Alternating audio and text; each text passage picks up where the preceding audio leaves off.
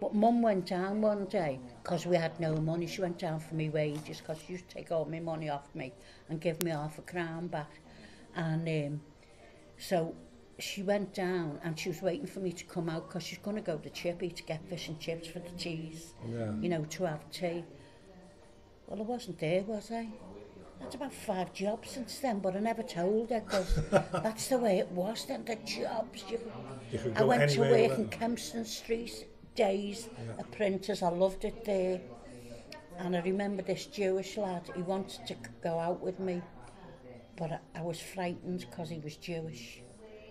Because it was very, very awful in them days. People were racist. Yeah, they still are. And my family was. But Mum, over the years, taught us not to be like that. You know what I mean? But we were all sort of... And he was lovely, this Jewish lad. Have you ever met him since? And the coincidence was... I couldn't. And I told him my mum wouldn't allow me to go with a Jewish person. I'm sorry. And this girl said, Doreen, he's lovely. His dad owns that furniture shop. But money didn't come into my head. I wasn't thinking that way. But she was. He'd be loaded. But I wasn't. I said, he's nice, but I can't. I'm too frightened. And the thing about it was, years later, I got married to Tommy, my husband. And he worked for Christopherson. And I said, where? He said, in Kempston Street. So that Jewish lad that wanted to take me out was now, when Tommy first left school, was my husband's boss.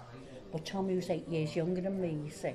Yeah. See what I mean? So he come up and up in the furniture. His dad left him the furniture shop. Doreen, you've got you can tell by your face, you've got a million stories to tell. But I've got to ask you a few more questions, yeah. Yeah, okay. Okay. Do you like it now in Cathedral Court? I love it.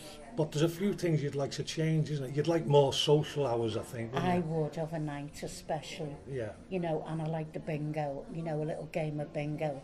Like they do about once a year, I think, but we're in Fenny Court, they used to have all kinds going on overnight. Did they? You know, quizzes, darts, all this, that and the other. And how many people were in Fenny Court? 49. So, yeah, just a few more than The houses went up to 49. Yeah? Yeah. So what made you move from there? Well, I was down for a bungalow because of different things going on with my health. So I didn't think I'd ever get a bungalow. And I did. I got the offer. I shouldn't have moved, but I did. It was massive patio doors and I was taken with this bungalow, but it was in Upholland. That's right, I've heard a little bit about this off you. You know, in the middle of nowhere. In the middle of nowhere, and it was just so lonely, and I was just sad. And to be honest, I didn't give a damn whether he lived or died. That's the way I felt. And how long were you there for? 2.5 years. So you were, as soon as you got in, you begged to get out, did you? I decided that before I died, I wanted to live, and where I wanted to live was back in my Liverpool, because there's nothing in the world like it, nothing. Well, you couldn't have picked a better, more central place anyway. Yeah, exactly. And I can't believe, because I feel as though I've died and gone to heaven. Honestly. I do, because, you know, my view out the window, you know, it's the cathedral, isn't it?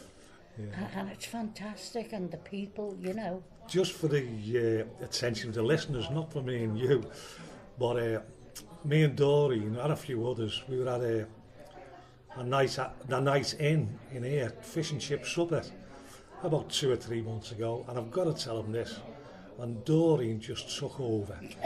She was on the karaoke like no tomorrow, no one else, but she was dragging everyone up, and we couldn't get her off it, and without her, the night would have died, but she made everything absolutely brilliant. Oh, thanks for that. And the daughter, and what a great help they were. So that's your praise, that's all you're getting off me, you get no more. I remember when we first moved in, and Aileen said, Steve, do us a favour. Aileen's the caretaker, for want of a better word. She's a lovely woman. And she said, would you go up to Doreen's and have a look at the telly for her? And I did do, and I went up, and I was there about 3/4 of an hour. The job only took me 5 minutes, but she had me up the wall. And I've got to tell you this, since Doreen's been here, and I've been here, we've had all kinds of work being done. And Doreen will tell you about this. And there's been about 20 workmen working here, but 3 have gone missing. And we can hear screams of a night coming from Doreen's flat. We're all too scared to approach you. Screams of pleasure. Oh, yes, it's good.